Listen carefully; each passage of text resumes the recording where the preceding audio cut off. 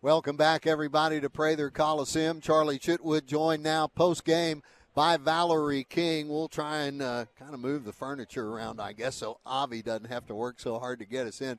Coach, your thoughts on this one? The team came out of the gates, played really well in the first quarter, but then it appears the Demons decided they wanted to show they were a tournament team. Yeah, I thought we played pretty well in the first quarter. Mainly most of the first half we played really good.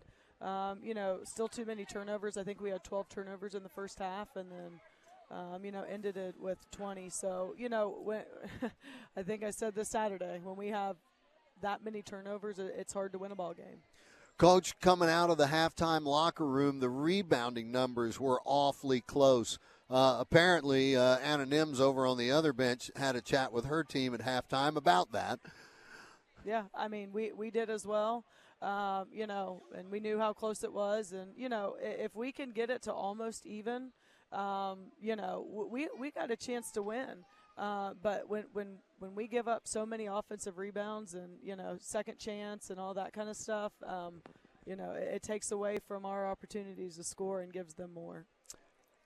Seniors that were out there for you today, talk a little bit about them if you would. Jordy Newsom goes out the high scorer for her team on her last collegiate game. Yeah, Jordan was really good for us tonight. Obviously all of them knew going in this was their last game.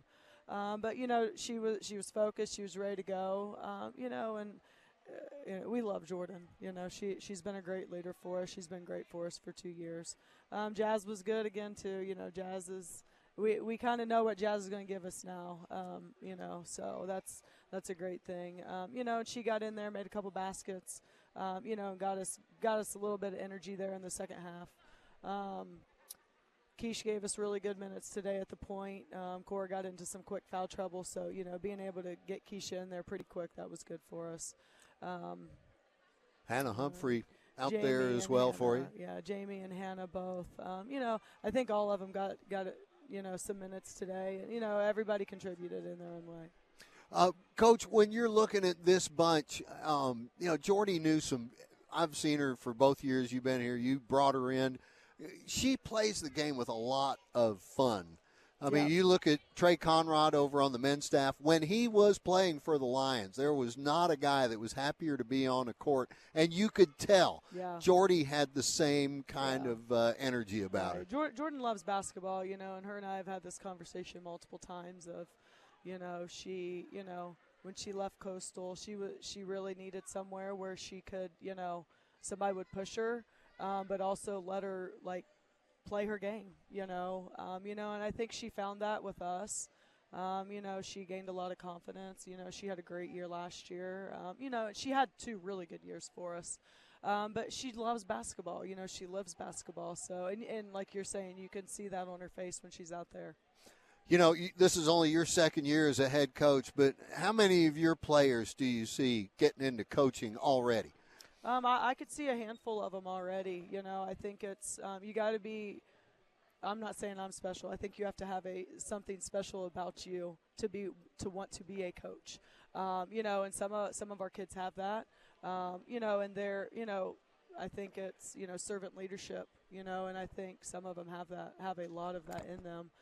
To want to help the next generation, help mold kids into really good players and good people.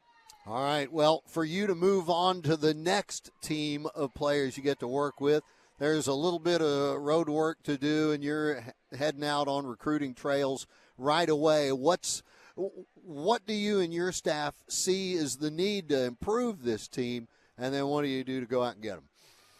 Yeah, I mean, I think we've kind of pinpointed some needs that we have and that we need to fill, and we'll start that first thing tomorrow morning. So, I'll head out this weekend and then next week. But, we've got a good handful of kids that we've been recruiting, and we know our needs.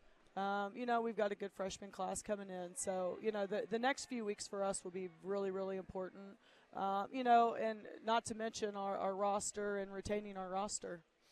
Right. So, with the players that you'll have to go out and get, though, Coach, are they going to be JUCO, high school, portal, or a mixture of above? You can't really say what percentage of which because you don't know what players you're going to see. Yeah, I mean, I don't want to say that we're completely out on high school kids right now, but we need some kids with experience. So, I mean, a lot of the kids right now will be portal and JUCO for sure. Okay, fair enough. Go back on the bus, one last trip back to Commerce. Think about some other end of the season games, Coach. Just one or two. It didn't matter whether it went good or bad, but which ones jump out at you? Because when you played basketball and then you coach it, you are one of those special people. Yeah, I mean, every other year it's, it's something. It's heartbreak, heartache. When I played, it was flying back from South Carolina, getting beat in the second round of the NCAA tournament, and you think you're a Sweet 16 team. I mean, those are crushing. This year is, I think for all of us in the locker room, and we can all attest to it, a disappointment to us and, how we're ending the year. So, I mean, obviously two different stages in how it ends, but it feels the same.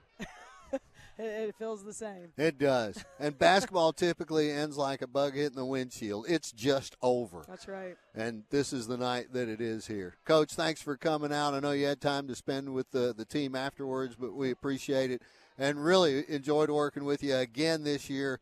Go out and get some good kids or some more good kids. Yep, and right. We'll do it again next year. Charlie. Appreciate you. All right, let's line up.